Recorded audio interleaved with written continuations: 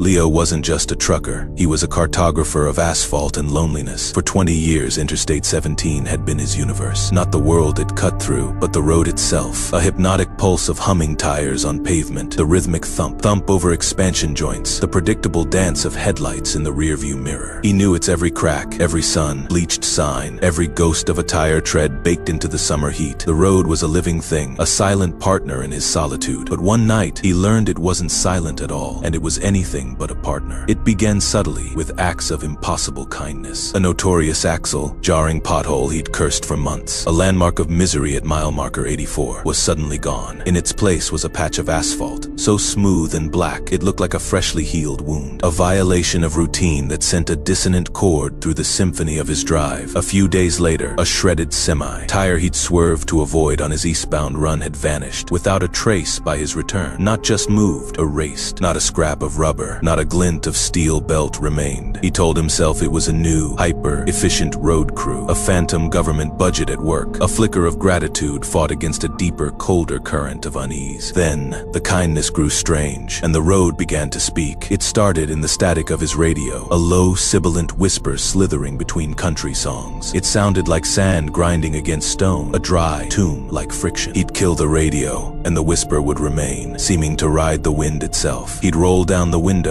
and the sound would retreat, leaving only the desert's vast, indifferent silence. He started to think he was succumbing to road madness, the trucker's boogeyman born from too many white lines and too little sleep. One evening, he saw proof he wasn't mad. A sedan was on the shoulder, its hazard lights blinking a weak, tired Essos into the violet twilight. A family was huddled beside it, the father staring helplessly at a smoking engine. A child's small handprint was a pale flower on the dusty rear window. Leo made a mental note to call it in at the next stop, 20 miles ahead. But on his return trip, just a few hours later, the spot was empty. Not just empty, it was wrong. The air, even through his vents, carried the acrid, chemical smell of hot asphalt. He slowed, his headlights cutting through the darkness, and saw it, where the car had been. There was a fresh, dark patch on the shoulder, still faintly tacky. It wasn't a repair patch. It was a perfect, stark silhouette of the sedan, as if the road had swallowed the car and left a grave marker. A cold dread slick as diesel fuel spilled into Leo's gut. He pulled over, something he never did. The silence outside his cab was absolute, a physical pressure. He walked to the patch, his boots crunching on the gravel. The asphalt was still warm, and there, at the edge of the black shape, was a single, small, pink sneaker. It wasn't just lying there. Its toe was partially submerged, the plastic sole melting into the tar, held fast as if by a hungry mouth. A faded cartoon cat smiled up at him from the fabric. This wasn't maintenance, this was erasure, this was consumption. The legend of the road keeper among the other drivers was a comforting fiction, a campfire tale. They spoke of a guardian angel who fixed flats and left bottles of water. Leo knew the truth was a hideous inversion of that story. Whatever haunted this road didn't leave things, it took them, it tidied up. The true terror came for him on a moonless night, so dark the sky and the earth had merged. As he sat in the cab, heart hammering against his ribs like a trapped bird, he heard the scratching, not on the wind this time. It was coming from beneath him, a dry, chitinous, skittering sound, as if 1,000 insects were crawling through the gravel bed just under the asphalt. It was the sound of the road itself, waking up, peering through his windshield, his breath fogging the glass. He saw a shadow detach itself from the road's surface. It didn't rise, it seeped upwards, a pool of deeper blackness that defied the night. It coalesced into a vaguely humanoid shape, its form shifting like heat haze, its texture that of wet tar and crushed bone. It smelled of hot asphalt, ancient dust, and a faint coppery tang of old blood. Two faint shimmering points of light glowed within its head, like the fractured glass of ancient buried headlights reflecting a light that wasn't there. It didn't walk, it flowed toward his truck, a river of midnight. Leo fumbled with the locks, a sob catching in his throat. The thing reached his front tire. A long, glistening tendril extended from its body and caressed the rubber. It wasn't checking the pressure, it was tasting it, assessing it, a predator testing its prey. The whisper was in his head now, no longer a sound but a thought planted there. Be still, become part of the quiet, the long, unbroken body. Primal terror gave Leo a strength he didn't know he had. He didn't flee. The door slammed into its unstable unstable form, and the thing dissolved with a wet sucking sound, splattering against the ground before instantly, horribly, beginning to pull itself back together. Leo didn't wait to watch. He ran. He abandoned his truck, his cargo, his entire 20-year life, and sprinted into the dark, unforgiving desert. The ground beneath his pounding feet felt strangely soft, almost squirming, and the whispers chased him. Rising from the very asphalt he fled, promising to make him whole, to make him peaceful, to make him permanent. When a highway patrolman found him at dawn, dehydrated and babbling, they found his truck exactly where he'd left it. But the front left tire was no longer just on the road. It was of the road. The asphalt had risen up around it. The rubber and metal fused into the pavement in a grotesque, seamless scar. Leo never drove again. He now lives in a small town, a faint whisper, like the memory of sand on stone, reminding him that some roads don't just lead to a destination. Some roads are the destination, and they are always hungry for new travelers to join their long, silent, perfect body. The whispering road remembers him, and it is patient.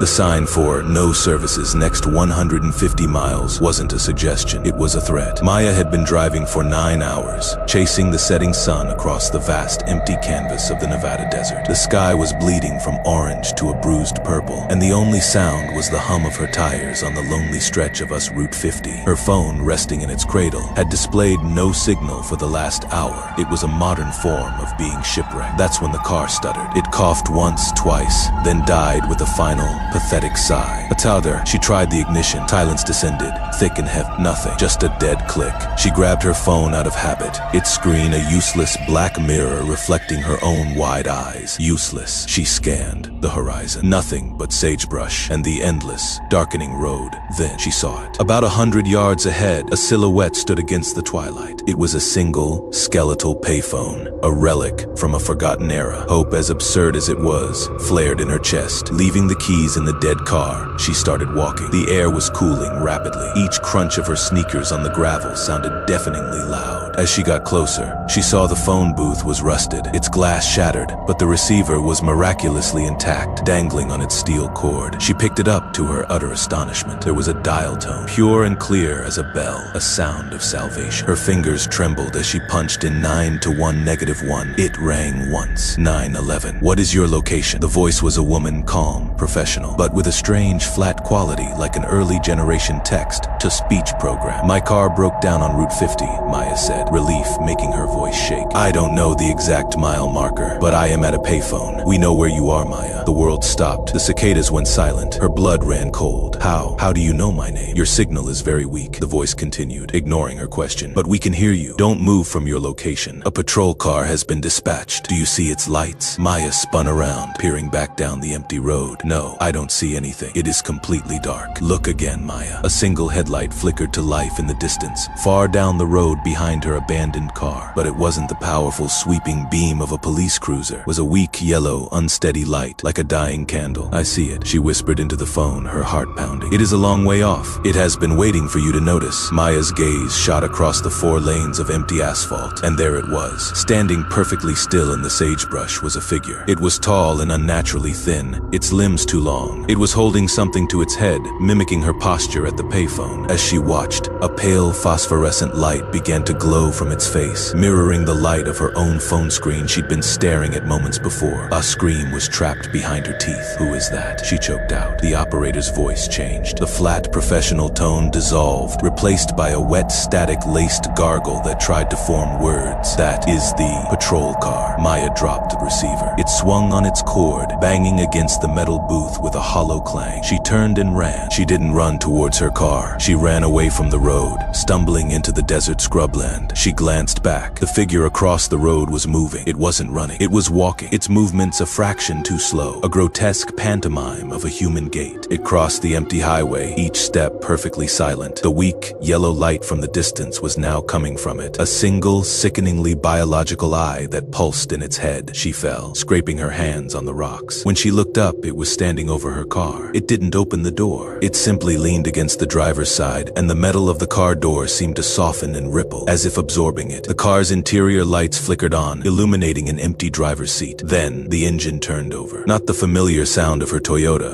but a low, guttural grinding, like stones in a blender. The headlights flared, two mismatched beams of that same sickly yellow light. The car began to roll towards her. Maya didn't scream again. The sound was frozen in her lungs. She just watched as her car, now an extension of the thing that drove it, slowly, patiently, came to collect her, its single working radio station broadcasting nothing but silence and the promise of a signal that would last forever.